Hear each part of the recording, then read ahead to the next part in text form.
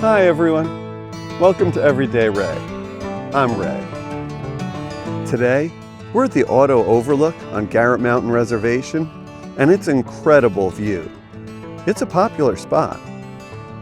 But do you ever wonder, when you visit a place, are there spots that no one else knows?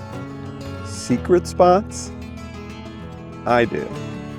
Well, today, we're visiting 5 secret spots on Garret Mountain that I think almost no one else knows. So let's go. Garret Mountain Reservation is a hilltop park in northern New Jersey. It features historic buildings, a variety of wildlife, and trails with city views. We access the park here at the main entrance off of Weasel Drift Road, but we're starting here at the Auto Overlook. Let's take a quick look from the overlook.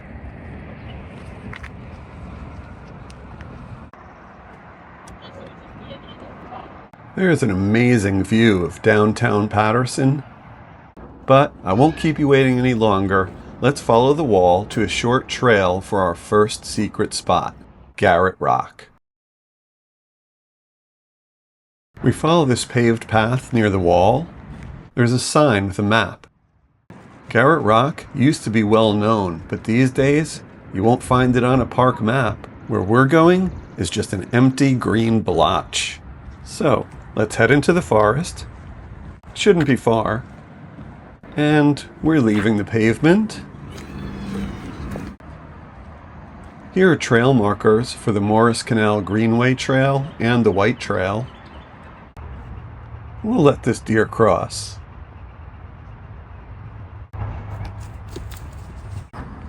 I discovered Garret Rock on an old park map from 1953. You can see the Auto Overlook marked with the letter C and Garret Rock marked with the letter E. The rock and entire mountain formed 200 million years ago as part of massive volcanic lava flows that created the Watchung Mountains. And I see our turnoff ahead, where we're going to leave the marked trail. It only took us about 3 minutes to get here. There's a boulder right there, and one side has a red symbol on it. I don't know what it means, but it's a clear landmark, so we're going to use it. And we have arrived at our first secret spot on Garret Mountain Reservation, Garret Rock. There are several different levels to it, which give options for views. Route 80 is below us, so it's pretty noisy, but if you can get past the sound, the view is worth it. It's a much better view of the Paterson Historic District and the Levine Reservoir, which is a water storage facility built in 1885. That big square-shaped brick smokestack on the left is a remnant of the city's industrial past. It's close to the reservoir and part of the historic Grand Street Pump House. There's also a better view of other city buildings. The Paterson Science and Arts Charter School, a historic smokestack behind it from 1881, and just north is the Paterson Museum. Here's the recently renovated Hinchliffe Stadium. The walkway over the Passaic River by the Great Falls is here. Lots of historic mill buildings.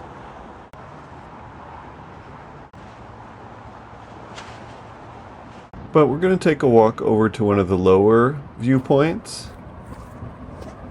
And there's a deep notch in the rock between them, so we'll stay out of there. And here's the next viewpoint. I'll watch my step. Looking to the right, you can see where we were just standing before.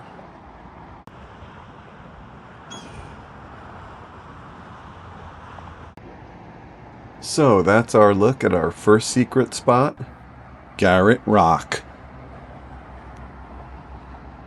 But now, we're headed for the rocks at Rocky Hollow Picnic Grove. The rocks are another place you won't find on current park maps, but it was on the map in 1953.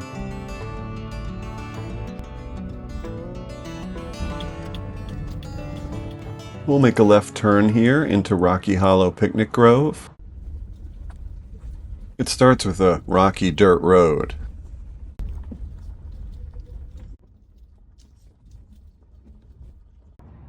I parked the car and now we're going to head for some big rows of picnic tables. And just to the left of them is a grill. Cross a little bridge over a very small stream. Take the path between the rocks.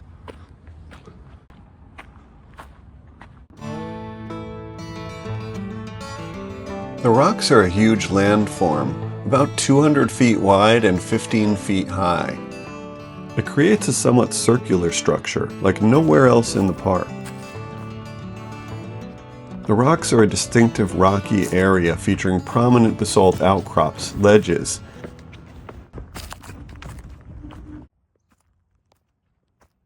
Let's walk along the edge.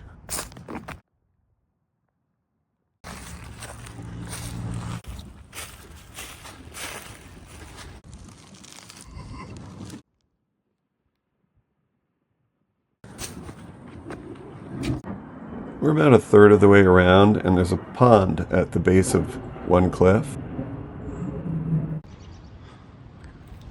One thing I noticed is all the moss. It makes for a perfect picnic spot. We're going to follow the water from the pond and a little stream going around the rocks to the other side. You can see we're raised above the surrounding forest by 15 or 20 feet.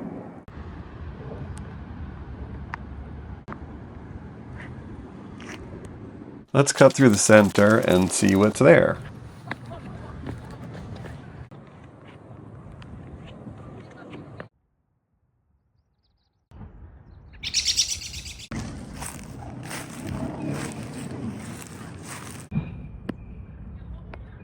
I spotted this small, I think it's a warbler. Does anyone know what it is? And we're back on the edge. You can see the stream down below us and the path across from us.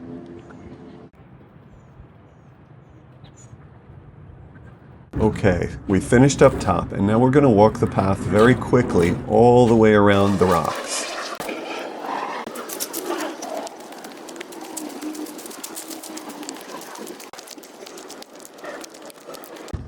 And here's the pond that we were above before.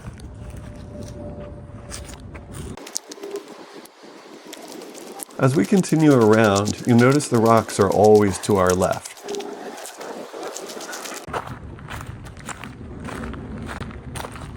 I noticed this little guy at the base of a tree, possibly a wood thrush. Anyone know? The rocks are popular for casual scrambling and low-key bouldering with known routes. Climbers note the area as the Rocky Hollow Boulders.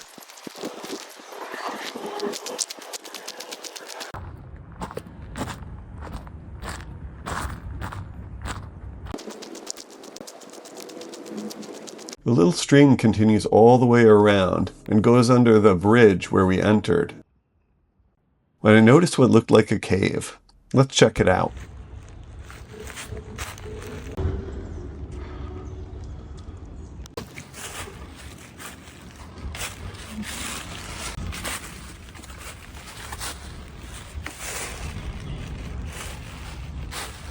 It's more of a rock shelter than a cave, but still pretty cool. And that's a big wall.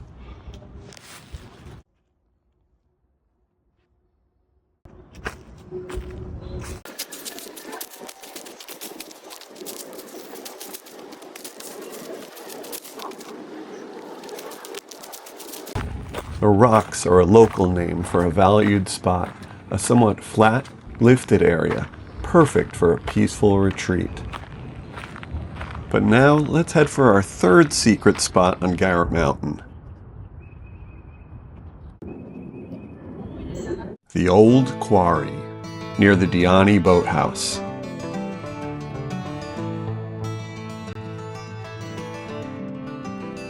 You won't find this on any current park map.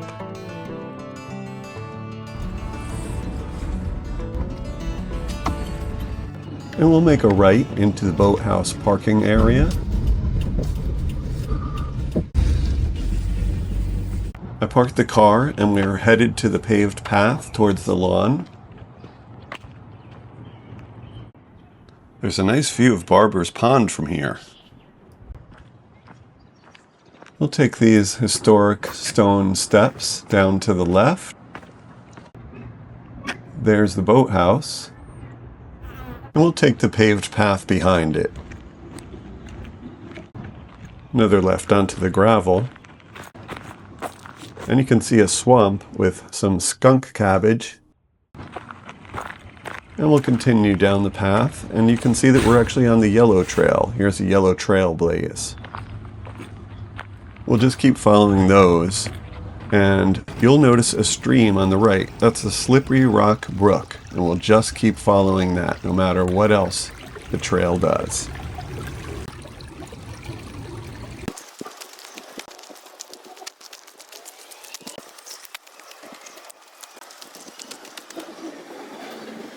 Okay guys, you notice here the yellow trail veered to the left, but just keep going straight, keep following the brook.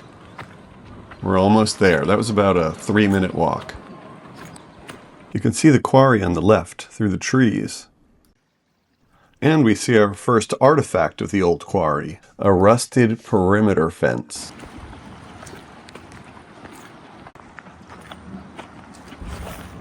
Here's a post the fence used to hang on. This foundation had something to do with the quarry. It has some bent over metal in it. This looks like a railroad spike, but it's much smaller than the ones I've seen. A couple more foundations that maybe held something heavy, maybe a barrel. And looking up the slope, we see an edge of the quarry. Here's another foundation. Looks like it has a step. There's another part with a cut in it. I don't know what that was for.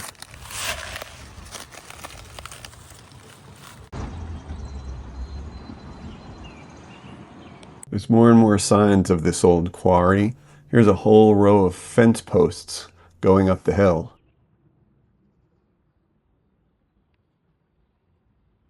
I've noticed some of the trees here are really impressive, really tall, maybe because it's so close to the stream. Another remnant of fencing. In the brook on the right, I noticed these huge concrete slabs that I imagine were part of a dam. This quadrangle map from 1944 shows a pond right at the quarry. So these slabs make sense. There's also a stone wall built across on the other side. This culvert carries a stream under Weasel Drift Road. It starts in Rifle Camp Park, a little bit to the south of here. Besides the railroad spike we saw earlier, there's these railroad ties. And also these utility poles that have been cut up.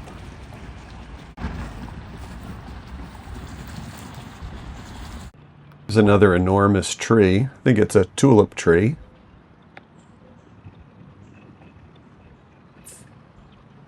As we head up the path towards the quarry, there's the top of the fence line again that we saw from below. And there's also this, which I believe was a gate leading into the quarry. It's reinforced, and if you look at the bottom, there's a concrete foundation. Some iron relic. And we are here, the old quarry.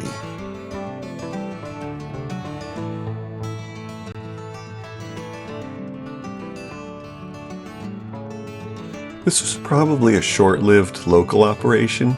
It most likely dates to the late 1800s or early 1900s, when trap rock was quarried extensively along the first Watchung Ridge for Patterson's industrial growth. These small quarries were common for immediate needs. Like many small quarries on the mountain, this was likely abandoned as larger regional operations took hold.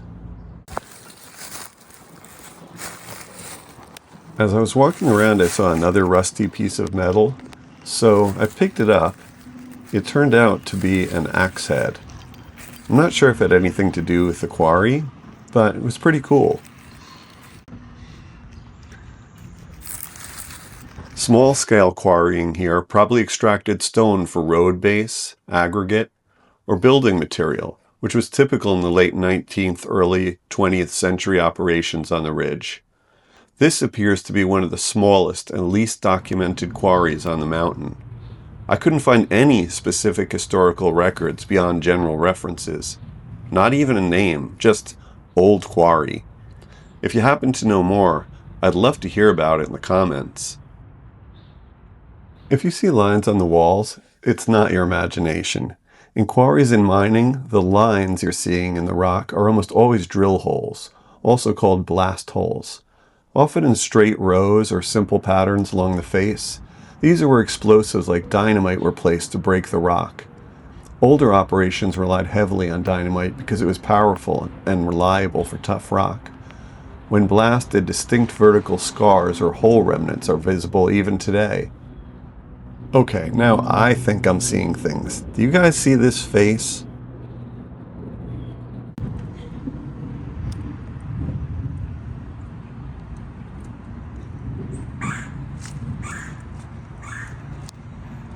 And if you do visit, explore the slopes and trails cautiously, as some have steep drops and loose rock.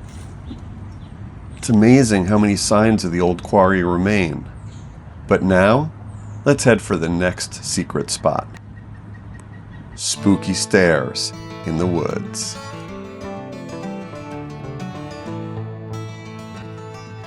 So we'll drive the loop road. It's just a minute or two.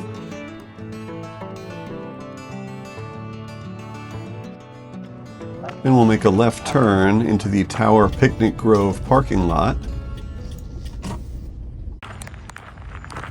Okay, we've got on the trail from the parking lot, headed towards the woods.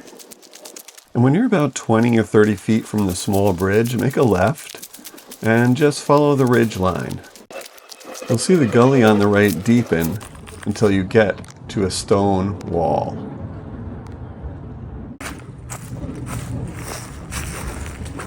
If you turn around and look in the other direction, there's a path to nowhere. It's kind of creepy. But we have arrived at the spooky stairs in the woods.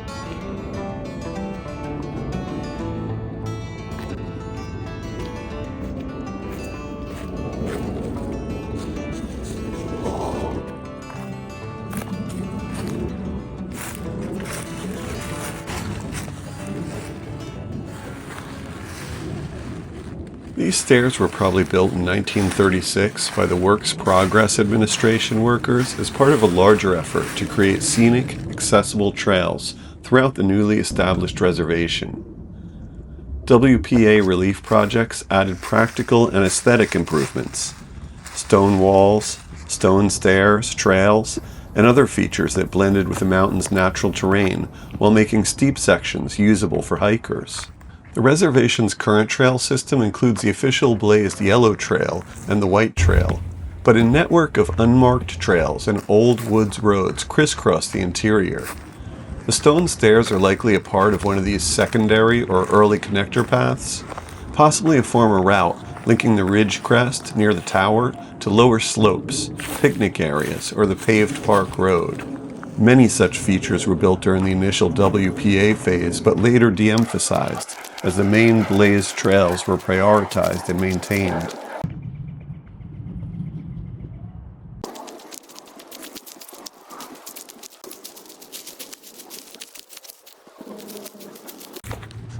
And this trail ends at a parking lot across from Lambert Tower.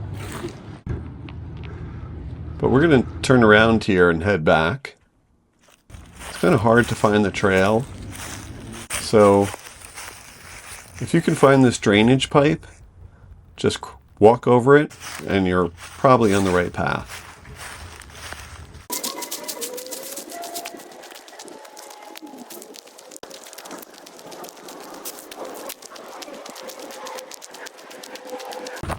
Over time, vegetation has reclaimed sections, giving the stairs an abandoned-in-the-woods feel.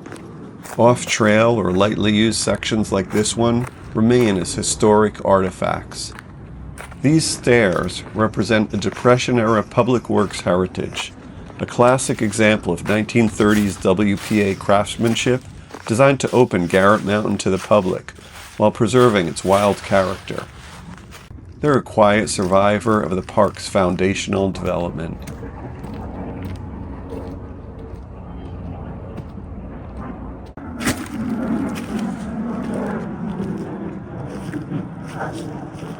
But now, let's head to our last secret spot, spectacular New York City skyline. The place we're going can be accessed by two parking lots, the Tower Picnic Area lot or the Lambert Tower lot. The Tower lot is currently closed, so I left the car in the same place I parked for the spooky stairs and took the green painted walking path on the main park road toward Lambert Tower. And we can find this spot on the current park map. The tower is a destination in itself, but not secret, so we'll skip it this time and head to the right of it and the back. But there's a view of the side of the tower, and we made a right turn onto the Yellow Trail. The Yellow Trail is the main perimeter loop that circles much of the park. It's well blazed with yellow markers, as you can see here.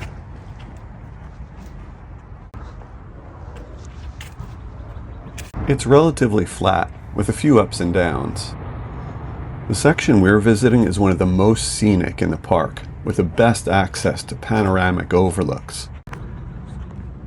Along here, there are multiple spots with clear, east-facing views of the New York City skyline. The trail follows the edge of the first Watchung Mountain Ridge, hugging the top of steep basalt cliffs. Initially, the trail runs along the edge without immediate views, then opens up to wide overlooks. One standout spot is a broad, rocky viewpoint where you can sit on boulders and see the full New York City skyline in the distance.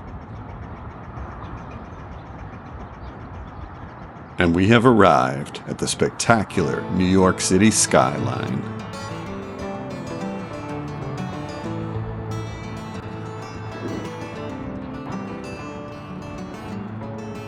On clear days, the Manhattan skyline, Verrazano Narrows Bridge, and even Sandy Hook are visible. And let's walk a little farther down the ridge.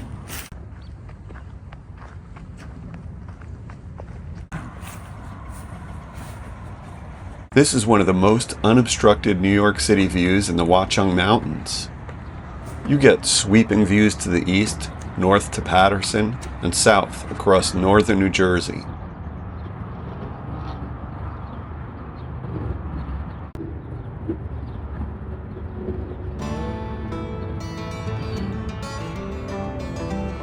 So, that's our look at 5 secret spots on Garret Mountain Reservation. A handful of places that no one else knows. Or at least very few. Do you know secret spots in the reservation I left off the list? Share in the comments below. I'd love to know about them. Sometimes a little extra effort really pays off. But thank you so much for watching. If you enjoyed this video, give it a thumbs up, consider subscribing, and I'll see you next time.